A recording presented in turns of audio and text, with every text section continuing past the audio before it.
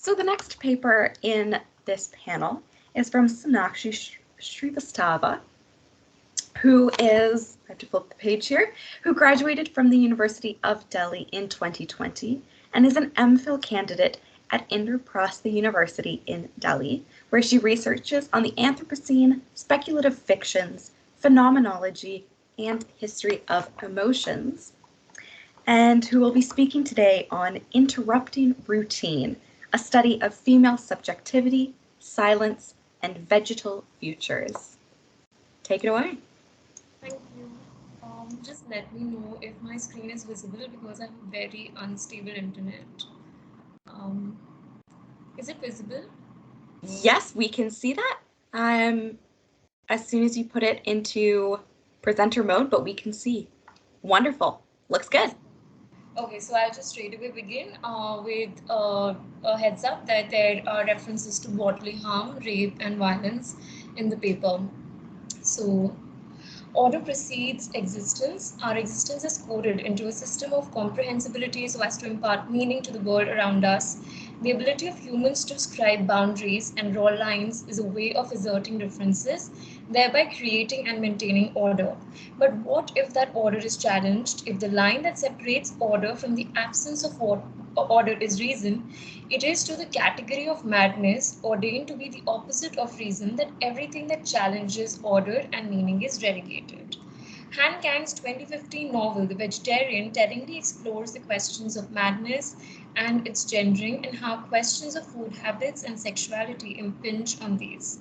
The novel is made up of three parts, each narrated by a different character, none of whom is the protagonist, Yeong-hye herself. The first part is in the voice of Mr. Cheong, her husband, and the first thing the reader learns about her from him is that she's completely unremarkable in every way. That is why he married her, he claims. The first section emphasizes the passive personality of Yeong-hye at many points.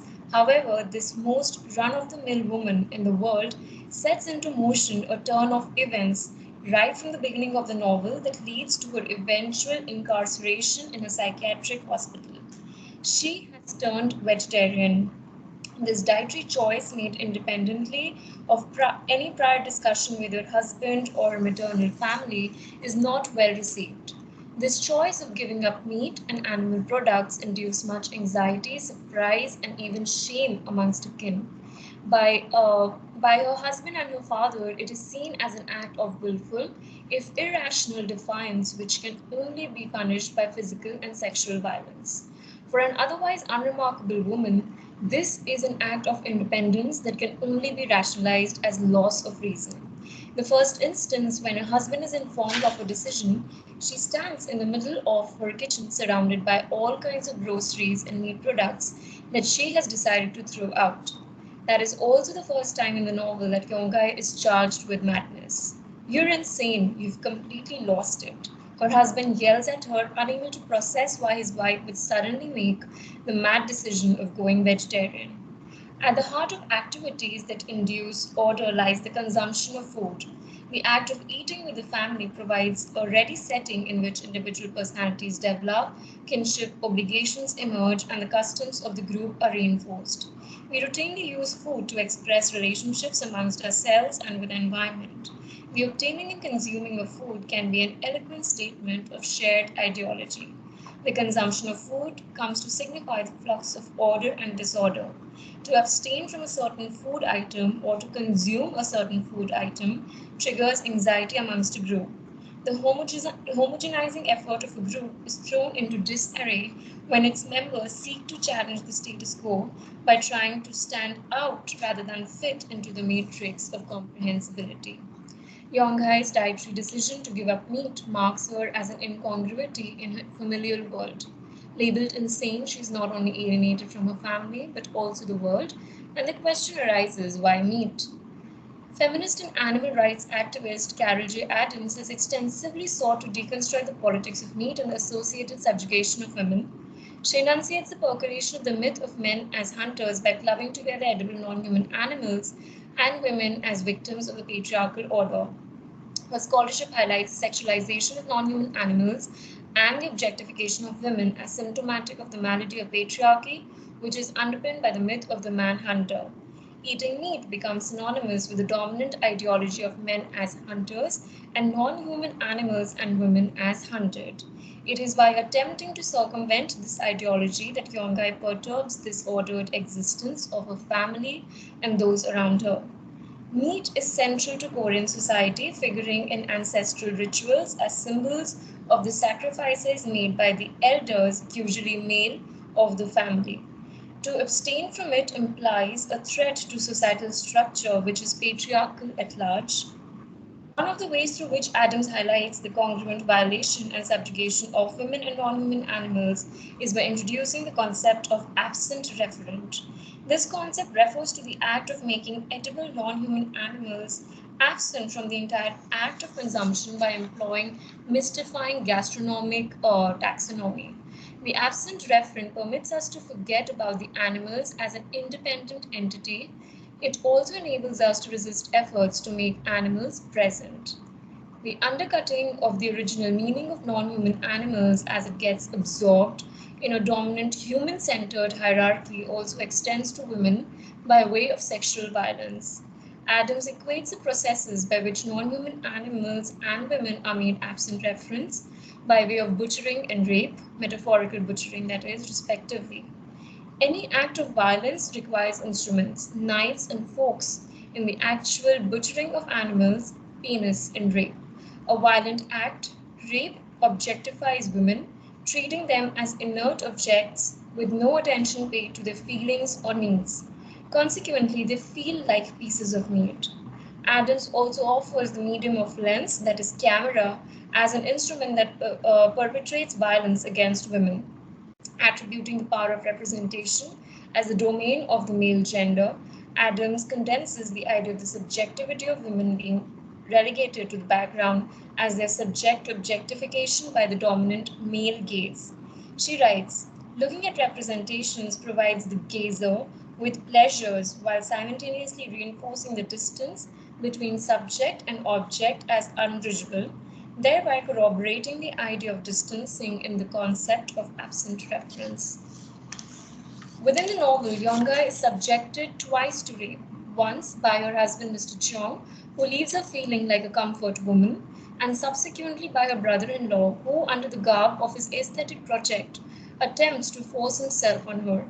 As if the sexual violence is not enough, Yeong-hye's body also endures violence at the hands of her father, recipient of the Order of Military Merit, at the housewarming lunch for her absolute stubbornness to refuse meat.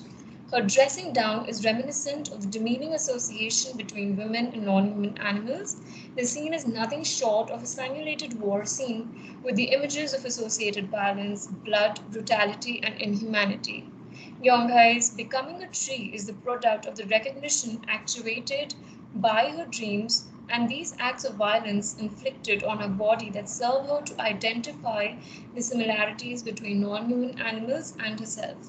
While I cannot describe the dreams in detail due to paucity of time, it is through her dreams that Yeong-hye realizes that his situation is akin to that of a trapped animal eating a dead animal.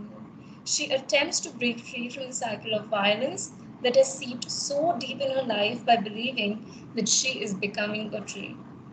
Yeong-hye's desire to transform into a tree is not typical of her, but has, in fact, proliferated the world of literature since the time of Ovid and perhaps beyond, with a particular focus on her predecessor Daphne. Yeong-hye wishes to escape from the violence inflicted on her body as well as the body of non-human animals. She envisages a vegetative world where trees are her brothers and sisters. Unlike Daphne, Yeong-hye does not literally transforms into a tree. Rather, it is a gradual process manifesting within, in her mental landscape rather than without. The focus on body is quite telling as it serves the sight and sight of control, linking us back to Adam's concept of the absent reference. Before finally believing that she is a tree, Yeong-hye first gives up wearing bra because of the way it squeezed her breasts. When Mr. Cheong attempts to correct this aberration by lecturing her, her retort that he would not understand how constricting it feels highlights Yeong-hye's decision to break free from the constrictions and prescriptions of a patriarchal society. At home, she gives up wearing tops and shirts, roaming around half naked. The transformation to a tree begins to take a firm rooting when Yeong-hye exposes her naked self to the sun while at the hospital. Yeong-hye is hospitalized because she wields a knife on her wrist to wrest herself from the patriarchal militarism of her father, who attempts to force feed her meat. This act of brandishing the knife may be contextualized in Adam's scholarship, where she appeals for the interruption of the traditional narrative that is patriarchal at large by asking women to fill up the gaps and silences. These gaps and silences may be filled up by women by claiming their agency just as Yeong-hye does. The wielding of the knife may be interpreted as an act of self-preservation against the violent act of being force-fed, against the violent act of killing and consuming animals. Yeong-hye's body continues to photosynthesize into a tree, spending majority of her time out on the veranda sunning herself in the late autumn sunshine. She would occupy herself in picking up dried leaves that had fallen from the flower pots and trundling them into a fine powder, or by stretching out the palm of her to cast shadows on the floor.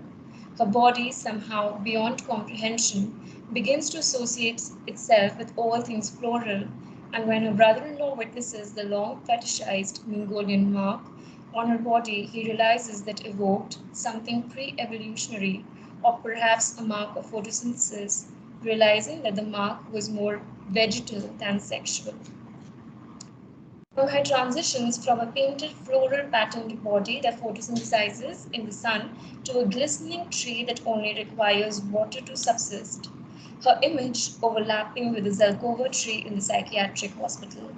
The repeated references to her glittering body and glowing breasts allude to the utopic vision of a feminist and a pacifist future, one that is reminiscent of a golden age where elements of vegetarianism and feminism intersect. By switching to vegetarianism, Yeong-hye had recognized the dormant violence against non-human animals and by extension against her. By transforming into a tree, she recognizes a truly gynocentric way of being in harmony with the earth and in harmony with the body, which does not include killing non-human animals. This bonding displayed by Yeong-hye is foreshadowed in an interview conducted by Adams, where the participants declared, or actually where one of the participants declared, that she was beginning to bond with the earth as sister and with animals as subjects not to be objectified. The metamorphosis into a tree is an act of exercising agency by Yeong-hye, much like Daphne. By retreating into sylvan worlds, they had sought to replace the violence of the blood culture with a plant culture, the latter imagining a world without violence.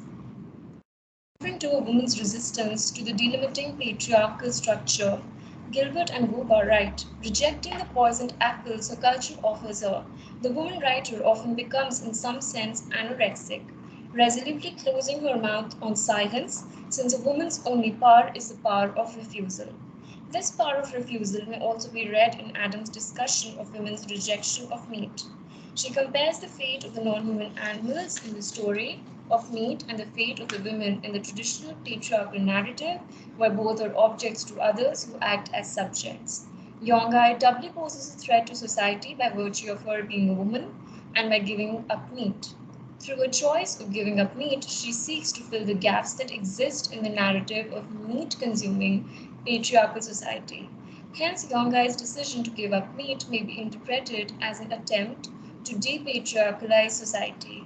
Since Yeong-hye's condition must be made comprehensible, it is pathologized as anorectic and therefore grounded in the familiar medical nexus of anorexia nervosa. Anorexia may be understood as a symptom of Yeong-hye's body preventing itself from being consumed by the patriarchal order. In the case of anorexia nervosa, the body rejects food and hence becomes inconsumable. Michael Marder, a plant philosopher, dwells on the importance of silence in human life. Listing it as a primary requisite for peaceful coexistence, he writes that maintaining a regime of silence inevitably leads to listening, which awakens us to the uniqueness of another existence and considering its irreducibility. with respect to one's existence. Yeong-hye's retreat to the world of silence is interpreted as traditionally natural by her husband, with no access to her interiority. He does not know that this retreat is symptomatic of her recognition of her subjugation. Her long silences may be interpreted as a liberation from the carnophagocentric system of society which persists by dominating non-human animals and women. Thank you.